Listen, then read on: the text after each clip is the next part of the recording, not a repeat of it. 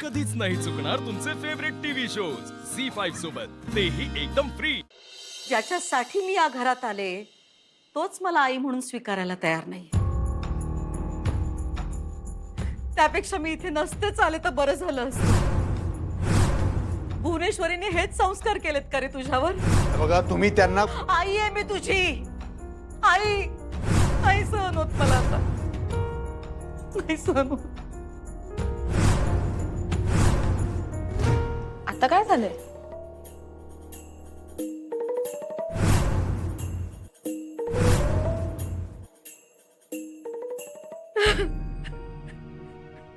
ओ बघा तुम्ही रडू नका, वाईट वाटून घेऊ नका।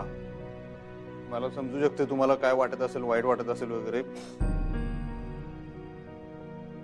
पण तुम्ही बी मला समजून घ्यायचा जरा प्रयत्न करा। तुम्ही असं अचानक उठून आमच्या समोर येणार आणि म्हणणार मला आई म्हणा, मला ते कसं जमणार तुम्ही सांगा बरं। आत्ता आई साहेबांच्या धक्क्यातनं सावरतोय आम्ही, तेवढ्यात पुढचा धक्का घेऊन तुम्ही आलास आमच्या समोर। मला बी जरा सावरायला वेळ द्या की। आणि आमच्या आई साहेबांनी आमच्यावर जे संस्कार केलेले आहेत ते चांगलेच आहेत। म्हणताना आतापर्यंत तुमच्या संग प्रत्येक शब्द मी चांगलाच बोललेलो आहे, जरी रागात बोललो असलो तरी काय वावगं बोललेलो नाही, वाकडा शब्द बोललेला नाही, नम्रपणे सांगण्याचा प्रयत्न केलेला आहे। आणि आमच्या आईसाहेब जरी इथं असताना आता तरी तुम्हाला योग्य तो मान त्यांनी दिलाच असता। मला मान नकोय रे बाबा, मला प्रेम हवंय, माया हवीये, तीच मला मिळत नाहीये। तू माझ्या साध्या सावलीला पण उभं राहत नाहीस, माझ्याकडे बघत सुद्धा नाहीयेस, माझ्या हातचं खात पीत नाहीस, माझ्या हातचं पाणी सुद्धा तुला साधं चालत नाही। इतके दिवस झालेत मला या घरात परत येऊन, पण एक दिवस पण मला येऊन भेटला नाहीस तू।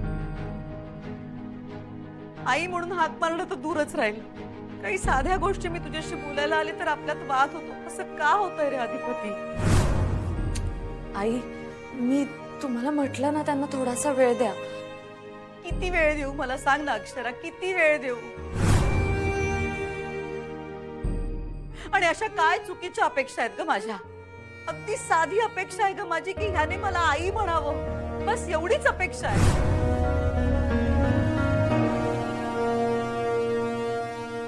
मी तुला म्हटलं होतं ना चारू, ही सगळी त्या भुवनेश्वरीची करणी आहे, हे तिचं गारुड आहे सगळं। ती आता इथं नाहीये, ती असती ना तर तुला बरोबर कळलं असतं चारू, तिनं कसं ह्याला आपल्या कह्यात ठेवलंय। 24 तास नुसतं आई साहेब आई साहेब आई साहेब, दुसरं काही सुचत नव्हतं याला। आणि माझं तरी काय स्थान होतं ग इथं? कधी बापाचा मान दिलेला नाही त्यानं मला, आणि आताही सख्या आई बापाला आई बाप म्हणायला तयार नाही हा। ओ चारू सूर्यवंशी, एक शब्द बोलू नकोस। माझी कुठली गोष्ट तुला आतापर्यंत पटली नाहीच आहे, पण तुझी सख्खी आई उभी आहे ना तुझ्या समोर, तिचा साधा मान ठेवता येत नाही तुला? आतापर्यंत मला हे सगळे सांगत होते तुला वेळ द्यायला हवा, आणि मलाही वाटलं की कधीतरी कधीतरी तुला वाटेल की ही आपली आई आहे, तिच्याशी प्रेमानं आदरानं बोलावं, पण नाही। दिवस जातील तसं तुझं अतिच होत चाललंय।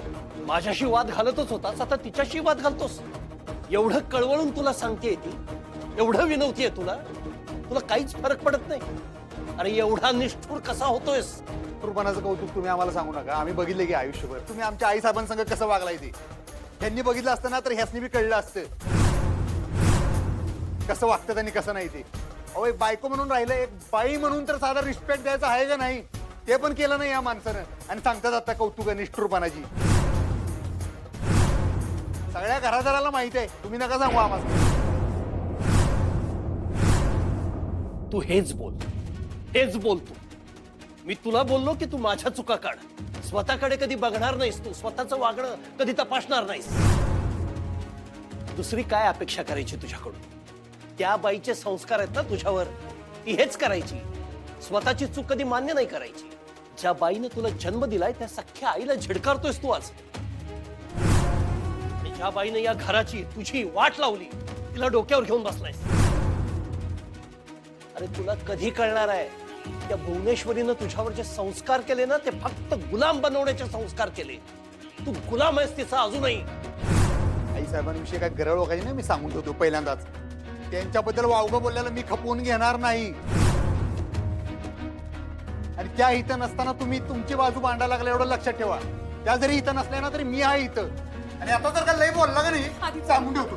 प्लीज प्लीज शांत व्हा, तुम्ही चिडू नका आता प्लीज. अहो मला नाही शांत व्हायला म्हणतो, तुम्ही त्यांना सांगा की शांत व्हायला. त्या दोघांना बी सांगा, तोंड पण ठेवा म्हणावं. आम्ही शांत राहायचं का? तू वाटेल ते बोलशील आणि आम्ही ऐकून घ्यायचं, हा कुठला नियम? तू मुलगा आहेस आमचा, आम्ही आई बापा आहोत तुझे. आम्ही तुझं ऐकून नाही घ्यायचं, तू आमचं ऐकायचंयस. त्या भुवनेश्वरीला नावं ठेवायची नाहीत का? नाही ठेवायची. हे दिसतंय ना माझ्या मुलाचं काय करून ठेवलंय तिनं. एखाद्या कळसूत्री बाहुलीसारखी अवस्था झाली आहे तुझी. तिच्या मनाला येईल तसं तिनं नाचवलंय तुला आणि आजही नाचवते. तुम्ही सांगा. ही जी आंधळी भक्ती करतोयस ना तिची, तू भक्त झालायस तू तिचा. आंधळा भक्त, अंध भक्त. हा मग भक्तच आहे मी आमच्या आई साहेबांचा. त्या आमच्या आई आहेत आणि आमच्यासाठी देवच आहेत आणि मी त्यांचा भक्तच आहे. मग काय म्हणणार? कसली देव? तिला तर माणूस म्हणायला तयार नाहीये. कारण माणसामध्ये काही गोष्टी तरी चांगल्या असतात, तिच्यात एक सुद्धा गोष्ट चांगली नव्हती. आणि तिची बाजू घेऊन काय भांडतोस रे माझ्याशी?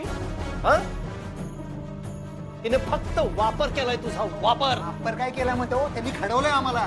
हे जे काय मी आज समाजात उभा आहे ना, ते फक्त आमच्या आई साहेबांमुळेच उभा आहे. त्यांनी शिकवलं आम्हाला समाजात कसं वागायचं, बोलायचं, चालायचं, चार चौकात उठाय बसायचं कसं, ते आई साहेबांनी शिकवले. तुम्ही काही शिकवलेलं नाही, एवढं देण्यात घ्या. ते कसं असते, कावळी आलेला माणसाला का नाही सगळेच पिवळे दिसते का नाही दुनियात सगळी, तसं झालंय तुमचं. तुम्हाला आई साहेबांविषयी चांगलं काही दिसत नाही, सगळं वाईटच दिसते. मी 100 वेळा पाडे वाचून दाखवल्यात तुम्हाला. त्यांनी आमच्यासाठी काय काय केलं आणि काय नाही तुम्हाला बी चांगलं माहित आहे. तरी काय तुमच्या डोसक्यात फरक पडलेला नाहीच आहे. तिच्या चांगुलपणाचे कितीही पाढे वाचलेस ना तरी मला एक शब्द पटणार नाही. आणि मुळात पाढे वाचायला तर तुला शिकवलं नाही तिनं. तू तिच्या काबूत गेल्यानंतर पहिल्यांदा काय केलं तर तुझं नाव शाळेतनं काढून टाकलं. शिक्षण तोडलं तुझं, अडाणी ठेवलं तुला, निरक्षर. हे केलं तिनं. हे तिचे संस्कार. शिक्षणाची कशी गरज नाही हे शिकवलं ना तिनं तुला. आणि तुला जे तिचं प्रेम आणि माया वाटते ना, ते फक्त तुला आपल्या कह्यात ठेवण्यासाठीचं नाटक होतं. आणि तू मूर्खासारखा त्याच्यावरती विश्वास ठेवलायस.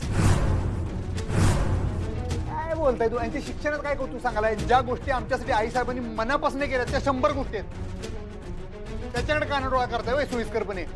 हा बघेल तेव्हा नुसतं आपल्या शिक्षणाचं टुनटुन वाजवलं 10 वेळा. सांगू नका मला कौतुक शिक्षणाचं काय. शिक्षणाचं महत्व तुला आत्ता कळणार नाहीच रे.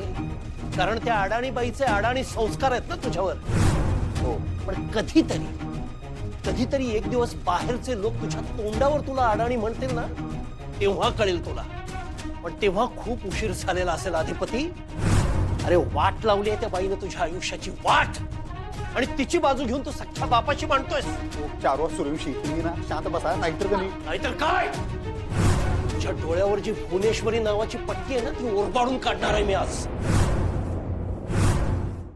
झी 5 ॲप डाउनलोड करा आणि पहा सर्व एपिसोड्स एकदम फ्री.